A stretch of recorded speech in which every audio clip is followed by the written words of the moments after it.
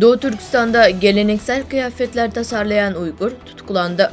Doğu Türkistan'da bir moda tasarım şirketinin yöneticisi olan İsmail Kayyum'un Uygur geleneksel kıyafetleri tasarladığı ve ürettiği için 2021 yılında suçsuz yere tutuklandığı öğrenildi. Uygur aktivist Abdülveli Ayıp'ın sosyal medya üzerinden yaptığı açıklamaya göre, Şincan Üniversitesi'nin hukuk fakültesi mezunu olan İsmail'in yönettiği moda şirketi, dansçılar, şarkıcılar ve müzisyenler için Uygur geleneksel kıyafetleri tasarlıyor ve üretiyordu. Doğu Türkistan İnformasyon Merkezi Başkanı Abdülcelil Karkaş buna reddiye bildirerek şunları söyledi. Çin Uygurlara karşı hiçbir şekilde hayatlık tanımamıştır.